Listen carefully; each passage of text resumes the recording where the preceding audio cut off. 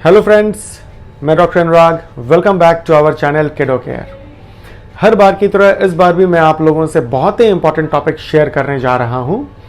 आप लोगों के मन में एक दुविधा ज़रूर होती होगी कि आखिर कब ये आइसोलेशन टर्म यूज़ करते हैं, आखिर कब ये क्वारंटाइन टर्म यूज़ करते हैं, क्यों क्वारंटाइन 14 डेज़ का ही रखा गया है। एक पर्सन जिसे कोविड-19 हो गया है, या तो वो सस्पेक्टेड है या हो चुका है, तो कब तक वो दूसरे लोगों को फैला सकता है। तो आज मैं इन सभी क्वेश्चंस का आंसर एक बहुत ही सिंपल वे में इस वीडियो के थ्रू आप लोगों को देना चाहता हूं। इससे सारी बातें क्लियर हो जाएंगी कि क्या है क्वारंटाइन, क्या है आइसोलेशन, क्यों 14 डेज का क्वारंटाइन होता है, एंड कब तक एक पर्सन दूसरे पर्सन को कोविड-19 फैला सकता है।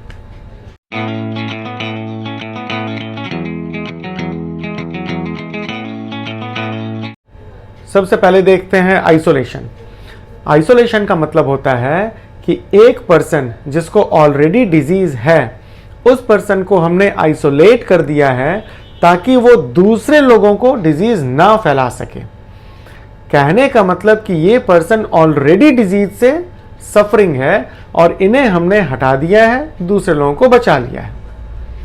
वहीं अगर बात करते हैं क्वारंटाइन की, क्वारंटाइन में क्या होता है कि एक पर्सन जो दूसरे पर्सन के कांटेक्ट में आया है, दूसरे पर्सन को ऑलरेडी डिजीज था, तो पहला पर्सन जो दूसरे पर्सन के कांटेक्ट में आया है वो सस्पेक्टेड केस माना जाएगा।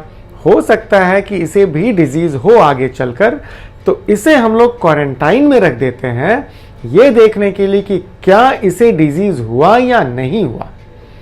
तो अब ये बात आपके सामने बिल्कुल क्लियर हो गई होगी कि आइसोलेशन का मतलब है कि पेशेंट को ऑलरेडी डिजीज है, उसे हमने सेपरेट कर दिया है ताकि वो दूसरों को ना फैलाए।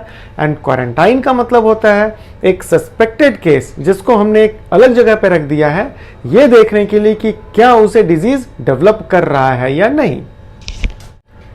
अब सवाल उठता है कि कोविड-19 के केस में क्यों क्वारंटाइन पीरियड 14 डेज का बनाया गया है।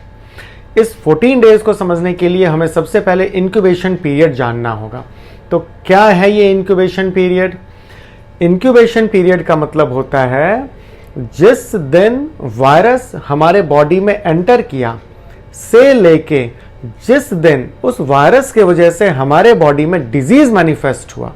कहने का मतलब हमें फर्स्ट डे जिस दिन नोजिया, वॉमिटिंग, फीवर, हेडेक, कफ, कोल्ड एटसेट्रा हुआ, तो इस पीरियड को इंक्यूबेशन पीरियड कहते हैं। तो जनरली इंक्यूबेशन पीरियड में पेशेंट एसिम्प्टोमेटिक होते हैं, उन्हें किसी भी तरीके का सिम्टम्स नहीं होता है। तो अब कोरोना वायरस के केस में इंक्यूबेशन पीरियड 0 से 14 डेज देखा गया है। कहने का मतलब कि जिस दिन वायरस हमारे बॉडी में एंटर किया, हो सकता है पहले ही दिन हमारा बॉडी मैनिफेस्ट कर ले डिजीज को, से लेके ऐसा भी हो सकता है कि हमारा बॉडी 14th डे जाकर मैनिफेस्ट करे डिजीज को। जनरली 14 डेज के बाद हमारे बॉडी में मैनिफेस्टेशन नहीं मिलता है कोरोना वायरस का।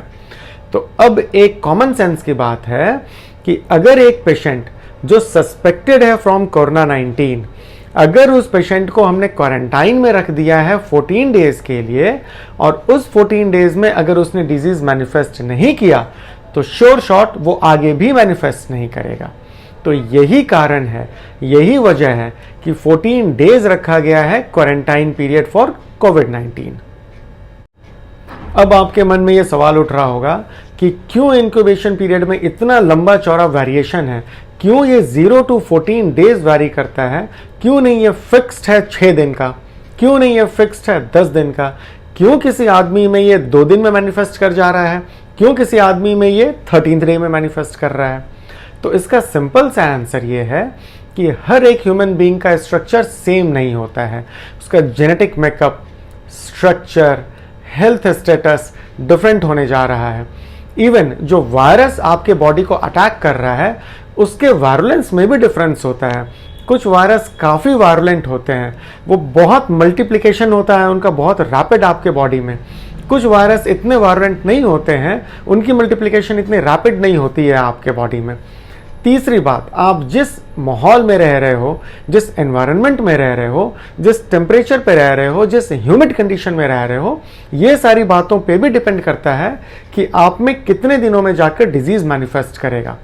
तो ओवरऑल ये देखा गया है कोविड-19 के केस में incubation period 0 to 14 days vary करता है इंडिविजुअल टू इंडिविजुअल। अब आपका सबसे अहम सवाल यह है कि आखिर एक पेशेंट जो कोविड-19 से गुजर रहा है वो दूसरों को कब तक कोविड-19 फैला सकता है, वो कब तक कॉन्टेजियस होता है।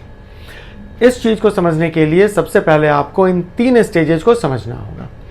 पहला स्टेज जो मैंने आपको बता दिया, इंक्यूबेशन पीरियड। दूसरा स्टेज होता है स्टेज ऑफ सिकनेस, जहां पे कुछ ना कुछ पेशेंट के साथ लगा रहता है, सर्दी, जुकाम, बुखार, हेडेक, बॉडी एक, मस्कुलर क्रैम्प्स एटसेट्रा।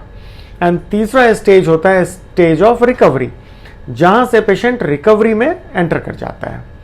तो अब आप देखेंगे कॉन्टेजियस स्टेज शुरू होता है 3 दिन पहले से, जिस दिन उन्होंने डिजीज एक्वायर किया है उसके 3 दिन पहले से। फॉर एग्जाम्पल, अगर पेशेंट ने सबसे पहला डेवलप किया है कफ, कोल्ड, फीवर 15 तारीख को, तो वो 12 तारीख से ही कॉन्टेजियस हो गया था, वो 12 तारीख से ही दूसरों को फैला सकता था। से लेकर जिस दिन वो रिकवरी फेज में एंटर करेगा उस दिन तक वो कॉन्टेजियस माना जाएगा। लेकिन रिसेंट स्टडीज में यह भी देखा गया है कि रिकवरी होने के बाद भी वायरल लोड बहुत मिनिमल क्वांटिटी में हमारे बॉडी में रह जाता है और ये भी कभी कभी सामने वाले को फैला सकता है। तो WHO बोलती है कि रिकवरी के 3 दिन तक भी आपको दूसरों को से बचकर रहना है, दूसरों को 3 दिन तक हो सकता है।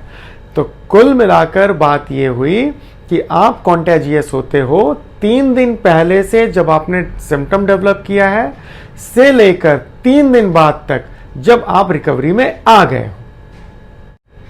उम्मीद करता हूं इस वीडियो के थ्रू हमने आपका कॉन्सेप्ट बिल्कुल क्लियर कर दिया होगा रिगार्डिंग आइसोलेशन एंड क्वारंटाइन। तो आइंदा से जब कभी भी एक्सप्लेन करना हो तो इस तरीके से एक्सप्लेन करना चाहिए कि जब मैं कोविड-19 पेशेंट के कांटेक्ट में आया था तो मुझे क्वारंटाइन में रख दिया गया ताकि पेरेंट्स मेरे पे नज़र रख सकें कि मुझे कुछ डिजीज़ मैनिफेस्ट हो रहा है या नहीं। एंड जिस दिन डिजीज़ मैनिफेस्ट हुआ उस दिन हमारा टेस्ट कराया गया, हमें कोविड-19 मिला। उस कोविड-19 डिटेक्शन के बाद हमें आइसोलेशन में भेज दिया गया। After isolation, after getting proper treatment, जब मैं रिकवरी फेज में आया हूं तो हमें फिर बाहर जाने की इजाज़त मिली है।